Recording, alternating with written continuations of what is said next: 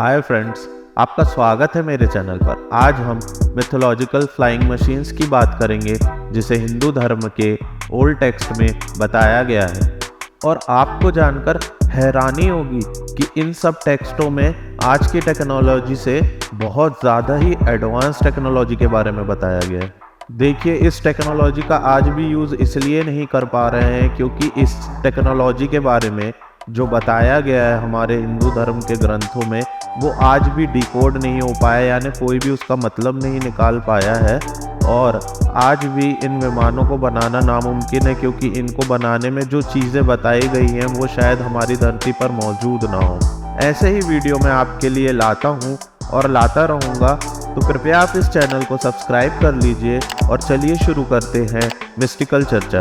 तो हमारे संस्कृत के पुराने ग्रंथों में विमान के बारे में बताया गया है जो उड़ने वाले वाहन थे। कुछ जगह पर विमान को बड़े मंदिर या महलों के रूप में भी दर्शाया गया है। ये विमान इतने टेक्नोलॉजिकल एडवांस थे कि ये सिर्फ आकाश में नहीं बल्कि पानी के अंदर भी जा सकते थे और सोचिए स्पेस में भी ट्रेवल कर सकते थे। ये विमान ब्रह्मांड में कहीं भी जा सकते थे। वाल्मीकि रामायण में पुष्पक विमान की बात की गई है। इसका जिक्र ब्रह्म पुराण में भी किया गया है। कहते हैं कि इन्हें भगवान विश्वकर्मा ने बनाया था, जिन्हें आप एंशिएंट गॉड इंजीनियर भी कह सकते हैं। और उन्होंने ये विमान ब्रह्मा जी के लिए बनाया था। उन्होंने ये विमान भेंट में कुबेर को दिया था, जिससे बाद में रावण ने छीन लिया था।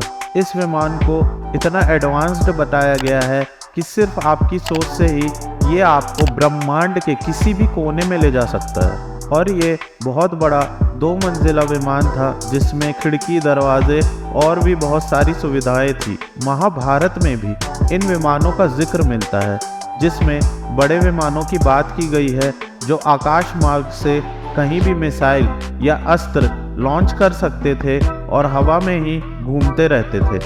ये विमान किसी ईंधन से नहीं बल्कि ग्रेविटी के खिलाफ उड़ते थे और गुरुत्वाकर्षण को मात देके ये हवा में कहीं भी जा सकते थे। महाभारत में इन विमान का साइज 12 क्यूबिट्स बताया गया है सरकमफ्रेंस में।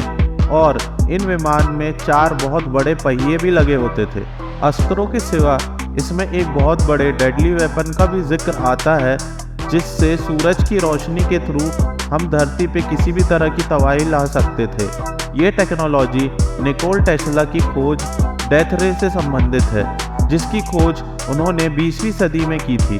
हमारे धर्म ग्रंथों में 4 तरह के विमान के बारे में बताया गया है। पहला है रुक्मा विमान, दूसरा है शकुना विमान, तीसरा है सुंदरा विमान और चौथा है त्रिपुरा विमान। हमारे धर्म ग्रंथों में इनके स्ट्रक्चर्स की भी डिटेल दी गई है। एक इंटरेस्टिंग बुक है जिसका नाम है सम्रांगण सूत्रधार, जिसे राजा भोज ऑफ धार ने लिखा था। और इसमें विमान की टेक्निकल स्पेसिफिकेशन के बारे में बताया गया था। इसका इंग्लिश कन्वर्सेशन आप देख सकते हैं, मैं उसे हिंदी में अनुवादित करने जा रहा हूँ। तो इसमें लिखा है कि एक बहुत ही मजबूत और ड्यूरेबल मटेरियल का विमान बनता है, जैसे कि एक बहुत बड़ा पक्षी जो हल्के पदार्थ से बना हो। उसके अंदर मर्क्यूरी इंजन हो जो कि बहुत गर्म लोहे के उपकरण के ऊपर रखा जाए।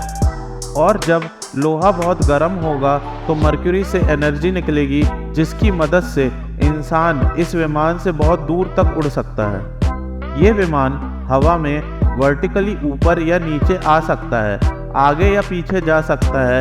और इस मशीन की मदद से इंसान हवा में भी उड़ सकता है और देवता धरती पे भी आ सकते हैं। सम्रांगण सूत्रधार में विश्वकर्मा के 4 बेटे और एंशिएंट टेक्नोलॉजी के बारे में और भी बहुत कुछ बताया गया है।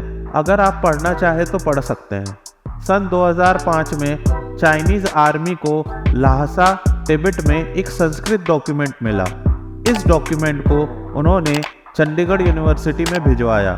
जब उसका अनुवाद किया गया तो पता चला कि उसमें स्पेसशिप बनाने के इंस्ट्रक्शन दिए गए थे और जिसमें प्रपल्शन सिस्टम एंटी ग्रेविटेशनल था। उन संस्कृत लेखों में एक और बहुत अजीब सी बात कही गई थी कि इन विमानों को लघिमा शक्ति से उड़ाया जा सकता था, जो हर इंसान के अंदर होती है और जिससे आप ग्रेविटी के अगेंस्ट हवा में उड़ सकते हैं। इसे अगर कंट्रोल किया गया तो कोई भी ग्रेविटी किसी भी प्लेनेट की कितनी भी ज़्यादा या कम हो इस पर असर नहीं करेगी और ये स्पेसशिप हर कंडीशन में उड़ सकता है। कहा गया है कि इसमें आप ब्रह्मांड के किसी भी ग्रह पर जा सकते हैं। पुराने समय में ऋषि मुनि और योगी लोग इस लघिमा शक्ति के बल पर हवा में उड़ सकते थे।